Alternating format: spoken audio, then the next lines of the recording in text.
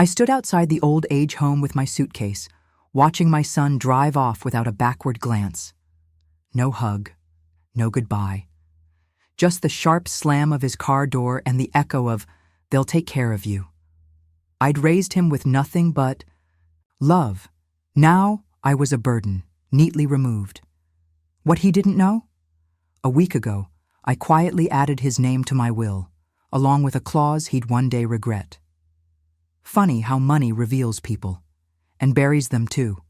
Before we continue, I'd love to know, where are you watching from today? Comment below. I wasn't born wealthy, but I was born strong. A coal miner's daughter from Scranton, Pennsylvania, with knuckles built for scrubbing and a spine made of quiet steel. I married young. Tom was kind, funny, and too gentle for the world. Cancer took him before Daniel turned 6. I remember standing at his grave with one hand on my son's shoulder, the other clutching an umbrella that shook in the wind. The rain hid my tears. Daniel looked up at me and asked, "Does this mean I only have you now?" "Yes, baby," I whispered. "It's just you and me now." That became our anthem. Every lunch packed, every homework checked, every holiday, where I stayed up late wrapping dollar store toys to make Christmas feel full. I did it all because it was just us. Just us. I worked at the local diner in the mornings and cleaned office buildings at night, slept in shifts, prayed in silence. I never complained, not once, not because it wasn't hard, but because I believed Daniel was my reward. My reason. My sunrise. He was a good boy back then. So bright. Sensitive, too. He'd cry if I scraped my knee or if the dog barked too loud. I called him my little gentleman. On Mother's Days, he'd draw me cards with scribbled hearts and tape dandelions to the front like they were roses. I still have those cards, every last one, tucked inside an old tin box under my bed at Rosewood Manor. Daniel struggled in high school. Some boys teased him for being soft-spoken, for walking me to the bus stop, for kissing my cheek in public. I remember telling him, "Strength doesn't have to shout, sweetheart. Sometimes it just shows up quietly every single day." He got his first job in tech out of college. I could barely pronounce the name of the company, but I told every neighbor on the block. "My Danny's working with computers now," I said with pride swelling my throat. The money changed things, not all at once, but slowly, like rot under fresh paint. Suddenly, he had a tone when he called. Shorter visits, polished sentences. He started calling me mother instead of mom. Said it sounded more grown up. I laughed it off. Then came Elena. She wore heels that clicked like clocks, always in a rush. She never looked me in the eyes for more than a few seconds, like I was a dull painting she had to acknowledge before moving on. When I served her my pot roast, my Tom's favorite, she barely touched it. "She's just shy," Daniel said. "She comes from a different world." I didn't mind different. I minded dismissive. Still, I wanted to be included. I tried. I asked about their jobs, offered babysitting when they talked about trying for kids. But over time, I became an afterthought. Invitations slowed. Calls became transactional. I kept saving money, quietly. I'd always been frugal, a habit from the lean years. $20,000 tucked away in a separate account, meant for Daniel, to help him, to show him that even if he didn't say thank you, I was still thinking of him, always. I used to imagine giving it to him as a surprise. Maybe after my time came, maybe with a letter full of old stories and soft warnings. But back then, I didn't know what kind of man he'd become. Back then, I still believed I was raising the same boy who used to fall asleep clutching my apron. But boys grow into men, and sometimes men forget the hands that fed them until those hands are too far gone to reach. It started with the missed phone calls. At first, they came with excuses, meetings, travel, poor reception. Then, they came with silence. I'd sit by the window every Sunday afternoon, waiting for the ring. I used to bake a small cake for no reason at all, just in case he decided to stop by. He didn't. When he did call, it was like talking to someone else's son. His voice was thinner, polished, and strangely distant, like we were standing in two different countries, shouting across oceans. I used to ask about work, about life, about Elena. His answers were clipped, vague. Everything's fine. He rarely asked how I was doing. After a while, I stopped bringing up the past. He didn't want to hear it. He didn't want to remember. The time I took on a third shift to buy him that second-hand laptop, or how I used to press a warm washcloth to his chest when his asthma acted up. Elena started answering his phone. Always cool, always polite, but there was something in her tone that made me feel like an intrusion. "She's very busy, you know," Daniel would say later. "You don't have to take it personally." But I did. Of course I did, when they bought their second house in upstate New York, a summer place with a hot tub. I heard about it on Facebook. He didn't even send me a picture, just a post filled with hashtags and marble countertops. I clicked like, then sat at the kitchen table for hours, staring at the screensaver on my old desktop computer. One night, I had a dizzy spell and collapsed in the kitchen. My neighbor Judy found me on the floor after I missed our weekly tea. I woke up in the hospital with a bandage on my forehead and a bruise blooming across my arm like spilled ink. Daniel arrived the next day. His first words weren't, "Are you okay?" They were. "Why didn't you tell me you weren't safe living alone?" I wanted to say, "Because you never asked." But I stayed quiet. Elena didn't come. She sent flowers, pink lilies with a pre-typed note, wishing you strength and recovery. Not signed, not handwritten. The doctor recommended a home aide or some kind of assisted living. "Just to avoid future risk," he said gently. Daniel latched onto the suggestion like a lifeline. "It's the best thing for you, Mom. You need care, routine, stability." I needed love. I needed my son. But I knew better than to say that out loud. The conversation shifted from concern to logistics. He brought brochures, printed emails, price comparisons. He talked fast, like it was a business transaction, like I was a budget problem to solve. I asked to go home, just for a while. He said no. I can't take time off work every time something happens. That night, I pulled out my old lockbox, the one I kept beneath the bed, wrapped in a flannel shirt Daniel wore in high school. Inside was the will, the savings, and a letter I'd written years ago but never sent. I reread it by the hospital. "Light, Danny, if you're reading this, it means I'm gone. But you were my light in every dark tunnel. I never wanted to be a burden, only a blessing. Take this money and use it to make someone feel loved the way you made me feel once." I folded it up, but I didn't cry. Something was changing in me, slowly, quietly, the kind of change that doesn't shout, the kind that settles like a new layer of skin. Daniel picked me up from the hospital a few days later. He barely made eye contact as we drove past my house. I asked if we could stop, just to grab a few things. He said there wasn't time. We went. Straight to Rosewood Manor. He parked, popped the trunk, and pulled out my suitcase. "I already filled out the paperwork," he said. "They're expecting you." I stared at the building, red brick, shaded windows, the scent of disinfectant already leaking into the air. My legs shook as I stepped out of the car. Daniel didn't walk me in. He didn't even hug me goodbye. He just got back in his car, rolled down the window halfway, and said, "They'll take good care of you." Then he drove away.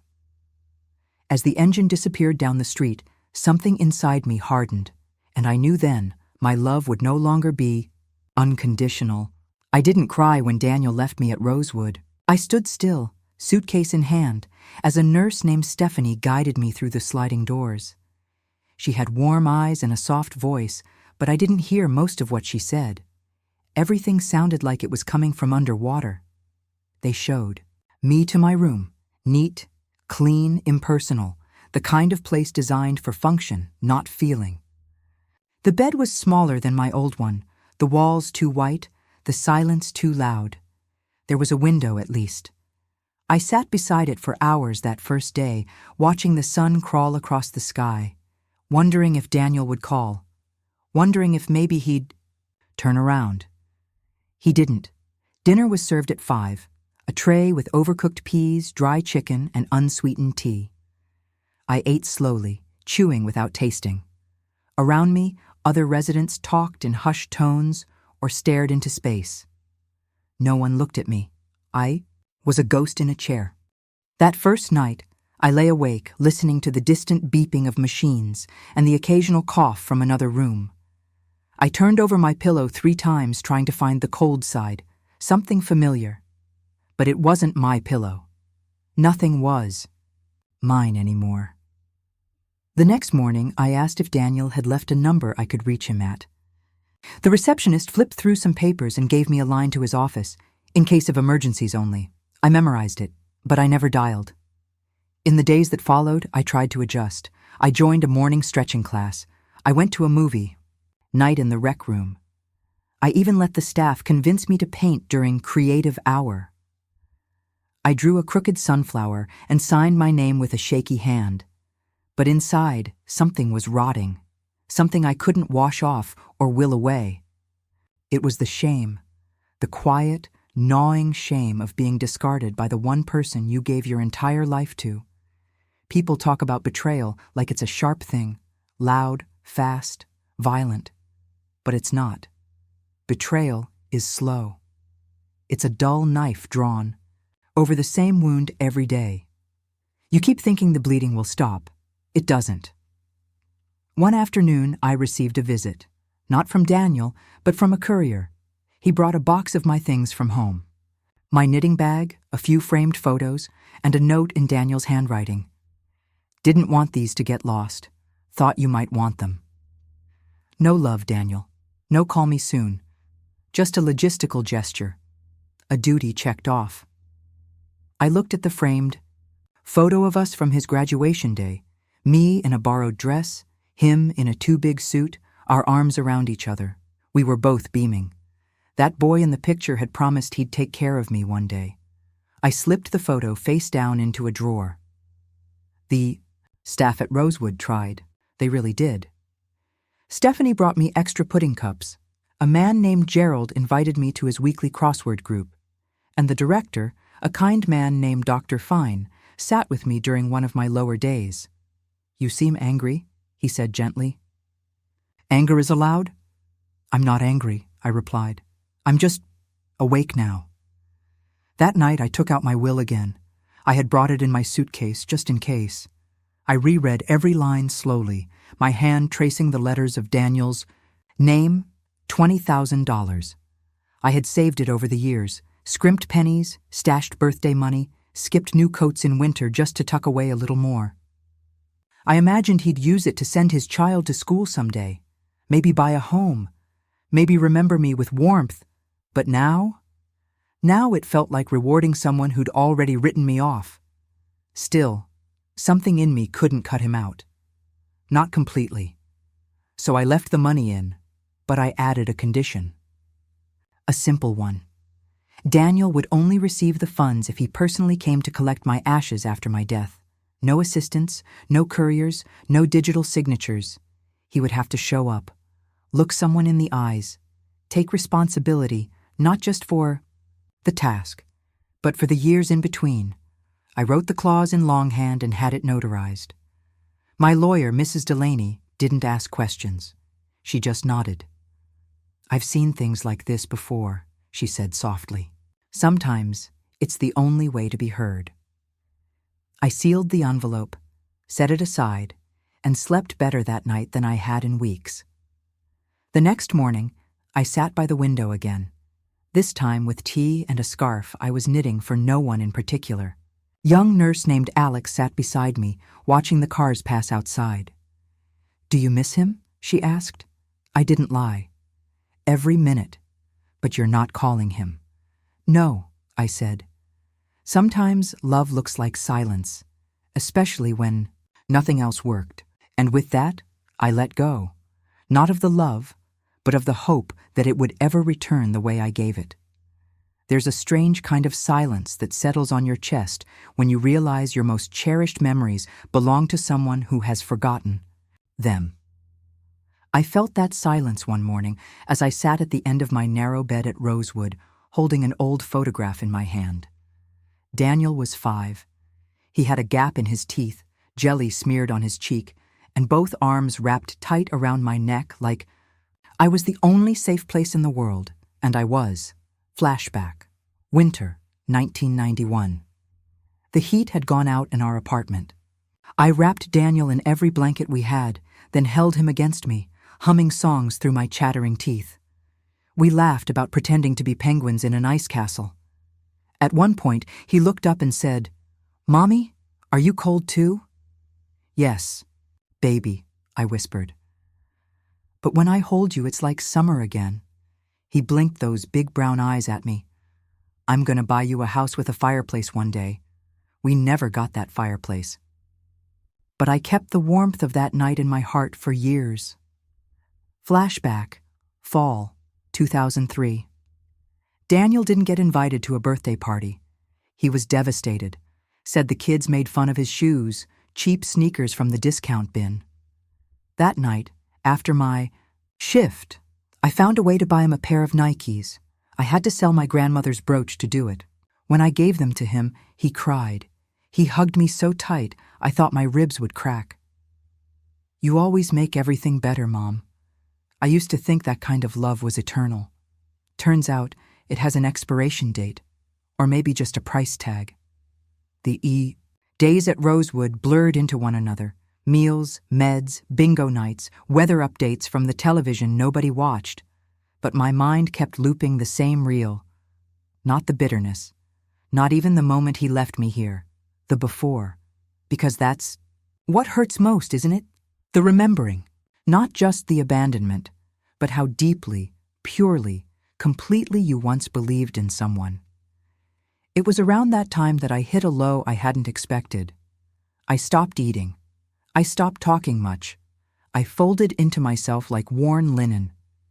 The staff noticed. Stephanie asked if I wanted to speak with someone. What could I say? That I was grieving a living son? That my body had aged but my heart still beat like a mother's? One night, I overheard 2 aides talking outside my door. "She doesn't have many visitors, does she?" "No kids around, just her. She's real quiet." Poor woman. Must be hard being forgotten like that.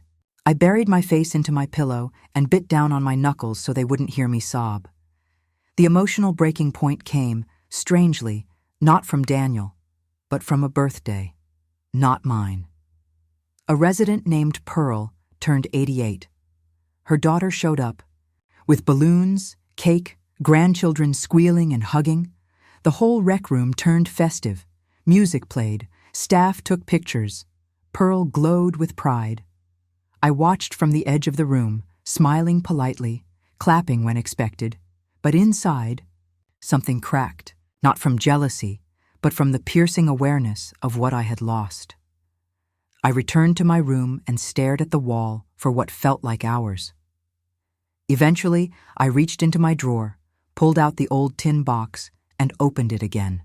The mother's, day cards, the stick figure drawings, the one where Daniel had drawn us holding hands under a sun, the words scrawled in red crayon, "Me and Mommy forever." I held it against my chest and whispered, "Where did you go?" It was the first time I truly let the grief in. I curled into myself on that too small bed, letting the memories tear through me like a storm. I cried until I couldn't breathe, until the pillow was soaked and my throat was raw. That night, something shifted, not in anger, but in clarity. Realized that Daniel's betrayal wasn't sudden. It was a slow burn over years. The missed calls, the changed language, the coldness that crept in and stayed. I had clung to the child he once was, ignoring the man he had become. And that was my mistake. Love can blind you to the truth, even a mother's love, especially a mother's love. The next morning I washed my face, combed my hair, and wore my favorite lavender sweater. I sat in the garden, let the breeze touch my skin, and decided, I may be alone, but I would not be pitied. If Daniel chose distance, then let him live with it. I had survived worse than loneliness. From that day forward, I started taking my life back, piece by piece. I began journaling. I joined Pearl's card group. I even taught a staff member how to make pierogies on a Friday afternoon. The wound was still there, but I was no longer bleeding out. Have you ever felt discarded by someone you raised or helped? Share your thoughts. I'm reading every comment. And slowly, quietly, the woman Daniel left behind began to rise. Not to chase him, but to reclaim the parts of herself she'd nearly forgotten. Some days, healing comes in whispers, not declarations. After that long night of unraveling grief, I didn't become someone new. I simply returned to the woman I had been before the world bent me into silence. The first step was letting the light in, literally. I asked Stephanie to help me rearrange my furniture so the morning sun hit my chair just right. Every day after that, I made it a ritual: tea, a wool blanket, and the quiet hum of early life waking outside. I started saying yes to things again. Small things. The crossword club with Gerald. The music hour with Miss Lena and her ancient record player. I even joined a memory circle where residents shared stories from their past. One afternoon, as we were discussing childhood recipes, I mentioned my grandmother's poppy seed cake. The group looked intrigued. I smiled, shy at first, then offered to write down the recipe. Alex, the young nurse with honey-colored hair, offered to help me bake it in the staff kitchen. I'll bring the ingredients, you bring the magic, she said with a wink. That cake didn't just come out golden and soft, it brought the entire wing together. People who barely spoke smiled between bites. Even the head nurse asked for seconds. For the first time in months, the room felt less like a facility and more like a home. That night, Alex sat beside me and said, "You know, you're the heart of this place now." I smiled, surprised at how deeply that landed. For so long, I'd believed I had no more purpose, that my story had ended when Daniel closed the door on me. But there, in that moment, with cake crumbs on our plates and laughter still echoing down the hallway, I felt seen again, not as a patient, not as a burden, as a woman with worth. One morning, while reorganizing my small drawer, I came across the sealed envelope with the updated will, the one with the new clause. The condition Daniel didn't know about. I had nearly forgotten it. I ran my fingers across the seal, not to open it, but to remind myself it was real. A small act of agency, of accountability, not revenge, consequence. There's a difference. I didn't want him to suffer. I wanted him to pause. To feel what it meant to be chosen, even when he hadn't chosen me. Because even after everything, a part of me still hoped, maybe foolishly, that the boy who clutched my hand at the bus stop might return. Even for a moment, I began writing letters again. Not to Daniel, but to myself. Memories, lessons, the things I'd learned too late. I kept them in a notebook by my bed, hoping someday someone, maybe a nurse, maybe a young mother, would find them and feel less alone. I found comfort in routine. I no longer waited for Daniel's call. The ache never disappeared, but it quieted. Grief turned into something smaller, more manageable, like an old bruise that no longer hurt to touch. The staff started calling me Mama Rose, not because of my name, but because I gave advice, brought calm, and remembered birthdays better than the residents' own children. One rainy afternoon, Alex found me sitting alone and said, "You don't talk about your son much." I paused, then said, "Not because I've forgotten him, but because I finally stopped explaining him." She didn't pry. She just sat with me. And sometimes that's all the healing you need, someone who stays without needing to understand. A few days later, I watched a woman named Lorraine receive a visit from her son. He was a large man with rough hands and a booming voice. He helped her into a wheelchair, brushed crumbs from her lap, and kissed her on the forehead before they left for lunch. I smiled. Not with jealousy this time, but with something closer to peace. Because I realized I was done waiting. Not just for Daniel, but for the version of life I thought I was owed. This life, the one with quiet mornings and crossword puzzles and stolen laughter in linen hallways. It wasn't the ending I expected, but it was still mine, and for the first time in a long time, that was enough. But just as I made peace with the silence, a letter arrived from Daniel, and reopened a wound I thought had finally scarred over. It came in a plain white envelope, no return address, just my name, typed, clean, impersonal. Stephanie handed it to me during lunch, her brows slightly knit. "From your son, I think," she said quietly, before moving along with her cart. My hands trembled as I held it, not with excitement, with dread. I waited until I was alone in my room to open it, as if some part of me already knew it would hurt. There was no salutation, no "Dear Mom," no handwriting, just a printed note on company letterhead. "We're in the process of revising our financial portfolio and need to assess insurance obligations tied to existing family members. Please forward any relevant documents or designations concerning your long-term care or end-of-life arrangements, particularly insurance policies or account holdings. This is for tax efficiency and estate planning. Regards, Daniel." No warmth, no apology, just a request, businesslike, detached, cold. I stared at the page, reading it over and over again, waiting for some hidden message, a code, a line tucked. Between the margins that said, "I miss you," "I was wrong," "I love you," there was nothing. My throat burned, my hands curled into fists. The anger was quiet, but sharp, like splinters under the skin. It wasn't just the letter, it was what it confirmed. He hadn't changed, he hadn't reflected, he hadn't even felt. All those years I carried his childhood in my hands, and now he was treating me like a spreadsheet. That night, I didn't go to dinner. I sat in the dark, watching headlights sweep across the ceiling from cars outside. I imagined Daniel in his sleek office, typing that note in between conference calls.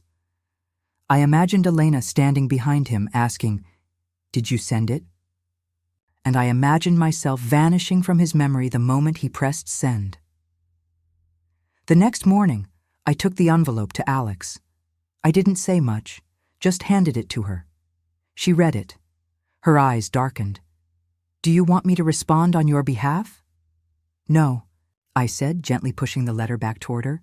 "I want to change something." She nodded, understanding before I said it. That afternoon, I called my lawyer again. Mrs. Delaney answered with a calm, practiced tone. "I'd like to revise the will one more time," I said. "What would you like to change?" "Keep the amount." "The same," I said. 20,000, but add a condition, a real one." She waited, pen ready. "He can only receive the money if he comes in person to collect my ashes, alone, and he must sign an acknowledgement, not for the inheritance, for me, for what he left behind." There was a long pause on the other end. Of the line. "Understood," she finally said. "It'll be done today." I felt strangely lighter after that call. Not vindictive, not triumphant, just settled. It wasn't revenge. It was closure with boundaries. You can't make someone feel remorse, but you can leave them with the evidence of your love and the echo of their absence.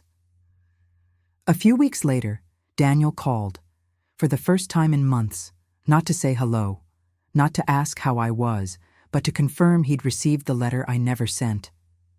Mrs. Delaney must have notified him about the condition. He didn't mention it outright, just danced around the subject with a clipped tone. "Are you okay, Mother?" he asked, the word foreign in his mouth. I'm well enough, I said. There was a silence. I didn't expect that clause, he said.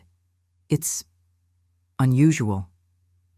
So, is being left at a facility like unwanted furniture, I replied, evenly. Another silence. Elena thought. I cut him off, calmly. Elena didn't raise you. I did. His breath caught, almost imperceptibly. I didn't yell. I didn't cry. I just said one more thing before hanging up. Do what you want with the money, Daniel. But when you hold that urn in your hands, ask yourself if it feels heavy enough to make up for what you left behind. I ended the call. My hand didn't shake. In the days that followed, something shifted inside me. Not sorrow, not anger. A kind of quiet finality. A drawing of curtains on a chapter that had dragged on too long. The others at Rosewood noticed I smiled more. I laughed during bingo.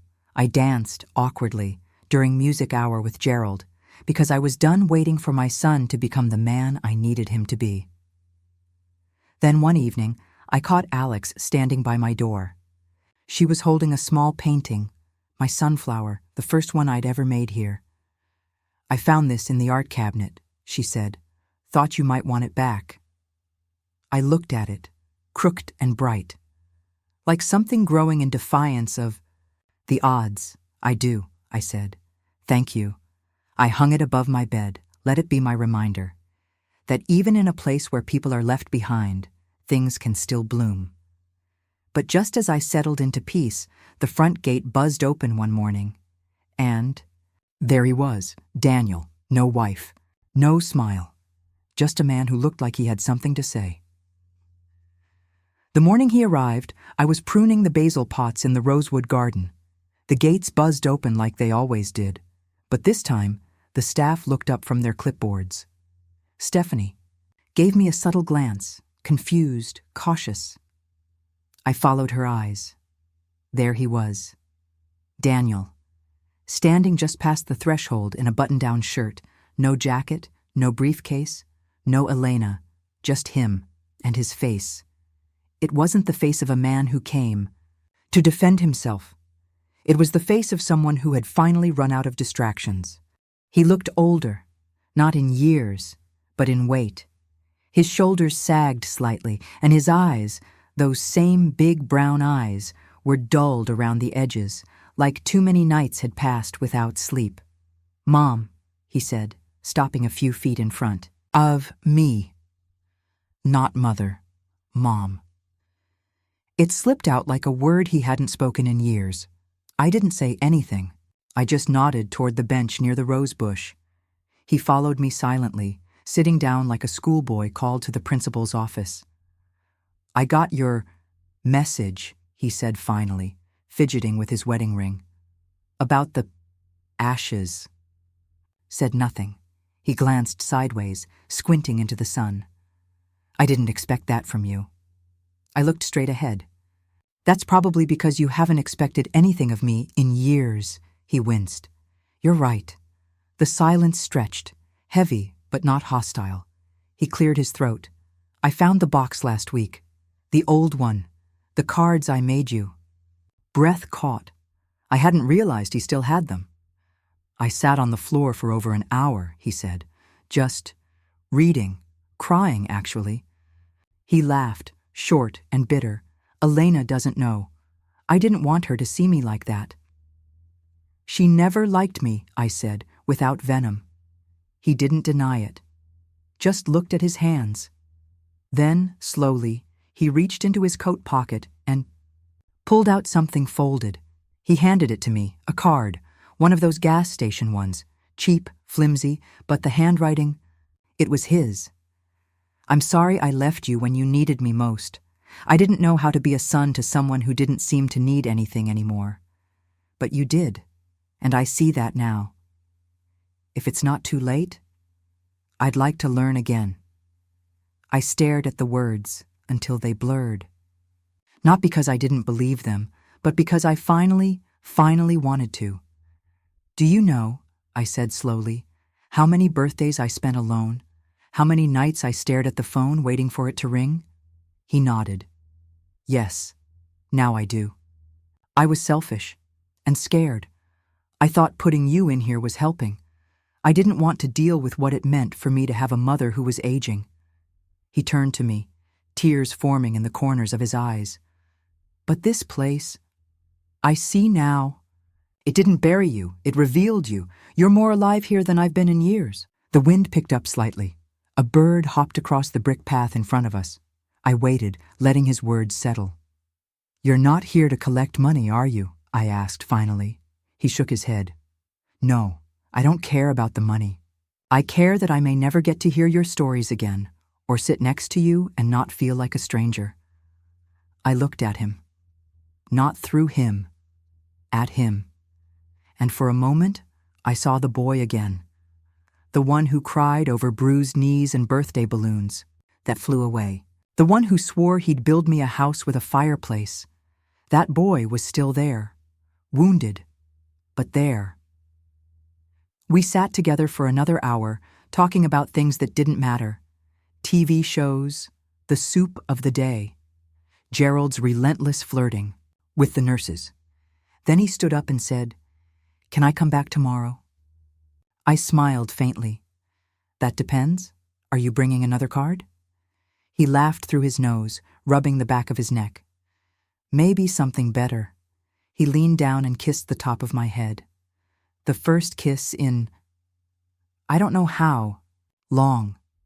It landed softly, like a final leaf falling from a branch, and then he left.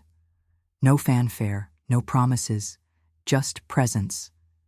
And for the first time in years, I let myself hope again, not for what we had, but for what could still be built. That evening, Alex found me humming in the hallway. "You seem different," she said, offering me my tea. "I had a visitor," I replied. She raised an eyebrow. "Good visit?" I smiled. "It wasn't good, it was honest. That's better." But just as the door cracked open to something real, life, unforgiving as ever, reminded me that time waits for no apology. Daniel visited every day after that. He didn't come with grand gestures or gifts, no flowers, no showy remorse, just coffee, conversation, and slowly, his real self. Sometimes we sat in silence. Sometimes we argued, gently, about politics or music. Other times he'd read aloud from the local newspaper while I knit. It wasn't dramatic. It wasn't cinematic. It was real, and maybe that's all we ever needed. On the 6th visit, he brought a photo album. Inside were pictures of us from the old house, from school plays, from a long-forgotten road trip to Niagara Falls. He had found them while cleaning out his garage. "I thought I'd lost all of this," he said quietly. "You didn't," I whispered. "You just stopped looking." He nodded, took my hand. "I've been remembering things lately, strange details. Your perfume, how you used to hum when you folded laundry. That time I had that awful dream and you let me sleep in your bed." Smiled. "You hogged the covers." He chuckled.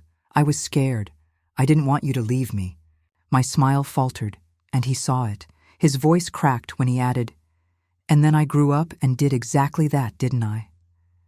We sat with that truth between us like a vase with a crack that had finally been acknowledged. It wasn't whole, but it was still holding. I reached over and touched his cheek. "I'm still here," I said. "For now." A week later, I felt the shift. It started as a subtle tiredness, then a heaviness in my chest I couldn't explain away. I didn't tell Daniel right away. I didn't want to rush the final days we were finally learning how to use. Well, but Alex knew, and she helped me put my affairs in order quietly, respectfully, no hospital trips, no machines. Just comfort. Daniel came to see me one afternoon and found me sitting by the window, too weak to stand, but alert. He took my hand without a word. "You came," I said. "Of course," he replied. I looked at him, my voice barely more than breath. "Did you ever wonder why I put that clause in the will?" "I did," he said softly. "At first I was angry, thought it was punishment, but now, I see it wasn't about the money. It never was, I said. It was about showing up, just once, fully. He nodded, blinking back tears. I didn't deserve your forgiveness. I paused, eyes still on him. I never said I forgave you, I whispered, but I found peace anyway. 2 days later, I passed, quietly, in my sleep. No pain, no spectacle. I'd asked for my ashes to be placed in a lavender-colored urn, the same shade as the sweater I wore the day Daniel apologized. The day I let him back in, Daniel came back to Rosewood to collect my ashes himself. No lawyers, no handlers, no middlemen. He met with Alex, who handed him the urn and a sealed envelope marked with his name. She said he stood there for several minutes, just holding the urn in his arms like it was glass and breath and memory all at once. He didn't speak. He just nodded, turned to leave, and whispered, "Thank you." Inside the envelope was the final clause of my will. Daniel, you're holding what's left of me, not the ashes, but the weight of every story we never finished. You still have time to write better ones.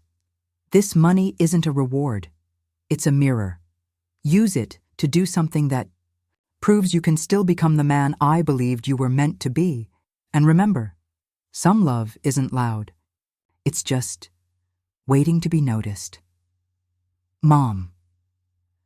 Along with the letter was a check for $20,000, post-dated, no strings, just silence, and a decision he'd have to make on his own. They say grief changes a person. But so does truth. In the months that followed, Alex sent me a letter, addressed to me, though she knew I'd never read it. She said Daniel had donated half the money to a women's shelter. The other half he used to start a scholarship fund in my name, the Irene Grant Foundation for Single Mothers in Transition.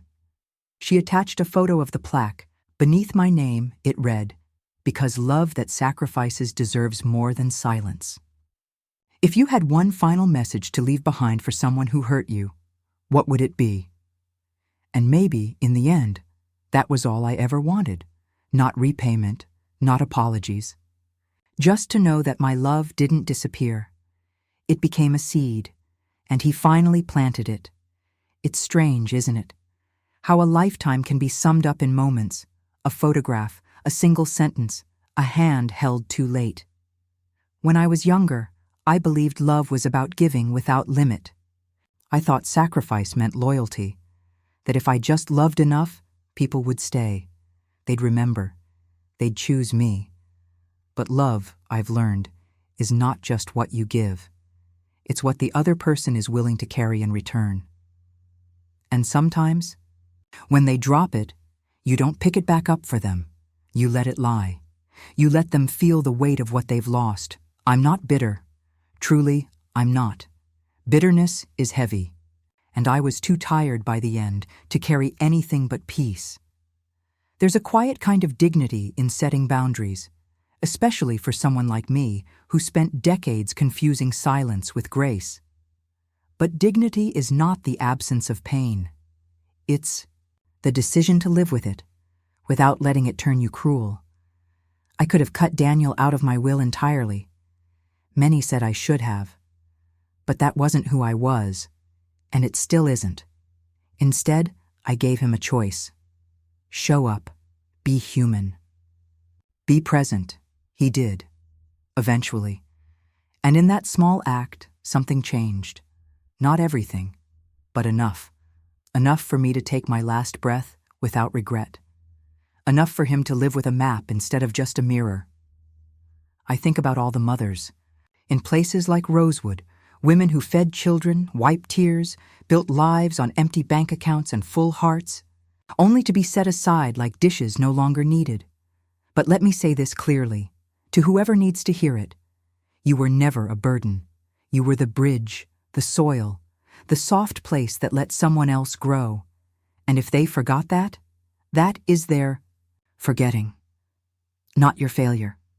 As for Daniel, I don't know if he ever forgave himself. That's between him and the echoes. But I know this, he came back. And sometimes, that's the only miracle we get. A door opened just wide enough to let the past pass through, if only for a moment, when they scattered my ashes. I hope the wind felt gentle. I hope someone laughed in the background. I hope a bird flew overhead at the right moment, and no one missed it, because I wasn't just the woman left behind. I was the one who loved anyway, who lived anyway, and who, in the end, left something behind worth carrying. Not the money, not even the lessons, but the simple reminder that we all want the same thing: to be remembered by someone who still sees us, even after the forgetting. So if you're hearing my story, and your heart is aching for someone who left, know this: the silence they gave you does not define you. What you do with it, that's where your power lives.